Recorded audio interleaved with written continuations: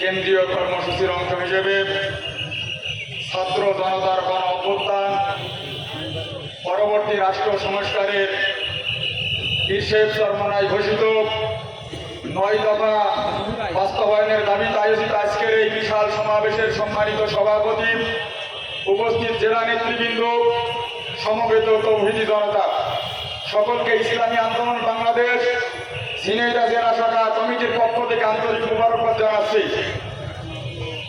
সংগ্রামী সাথী ও বন্ধুগণ, এই পৃথিবীতে প্রত্যেকটা মানুষের জন্য একটা গুরুত্বপূর্ণ নিয়ামত হলো স্বাধীনতা।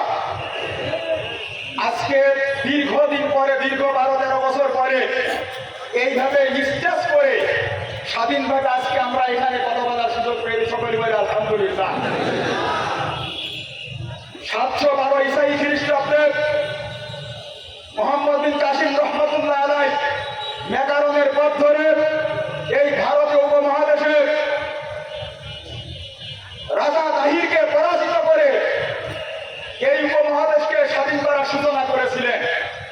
দীর্ঘ 850 বছর মুসলমানরা এই ভারত উপমহাদেশ শাসন করেছিল। ইস্ট ইন্ডিয়া কোম্পানির মাধ্যমে ইংরেজরা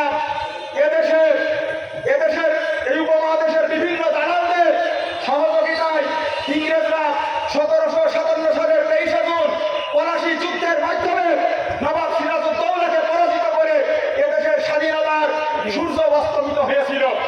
দীর্ঘ 190 বছরে ইংরেজদের জুলুম শাসন নির্যাতনের পরে এদেশের এই উপমহাদেশের উলামায়ে কিরাম, সর্বস্তরের মানুষ ইংরেজদেরকে 1947 সালে উপমহাদেশ থেকে ইংরেজদেরকে বিতাড়িত করেছিল।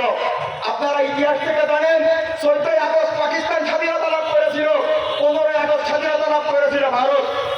এরপরে আবার আমরা পাকিস্তানি হানাদার বাহিনীদের জুলুম নির্যাতন শোষণের আমরা শিকার হয়েছিলাম। 1971 সালের মহান মুক্তিযুদ্ধে 9 মাস রক্তক্ষয়ী যুদ্ধের মাধ্যমে এ দেশ থেকে আমরা পাক হানাদার মুক্ত করে 16 ডিসেম্বর এই 56,126 বর্গ মাইল এলাকাটা আমরা স্বাধীন করেছিলাম। কথা ঠিক কিনা? এরপরে আমরা বিভিন্ন সময় এদেশে বিভিন্ন নেতা নেত্রীর আমরা শাসন দেখেছি।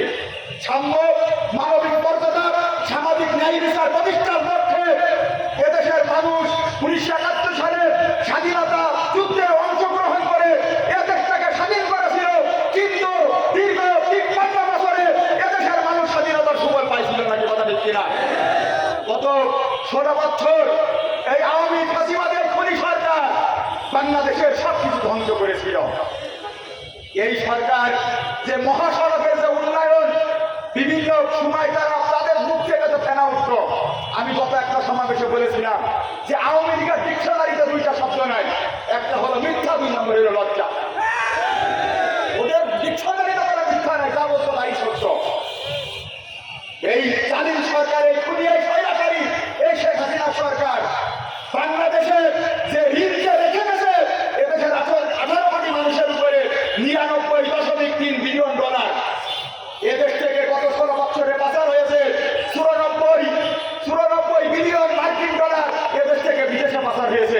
যে টাকা বিদেশে পাচার হয়েছে এই টাকা দিয়ে 697টা মেট্রো রেল করা যেত, 397টা বিভিন্ন সেতু করা যেত, 36টা যে পদ্মা সেতু এদেশে মানুষকে সবসময় যে পদ্মা সেতু স্লোগান দিত, 36টা পদ্মা সেতু করা সম্ভব হতো। সংগ্রামী সাথী ও বন্ধুগণ, আমাদেরকে সস্তায় হতে হবে। ছাত্র জনতার গণ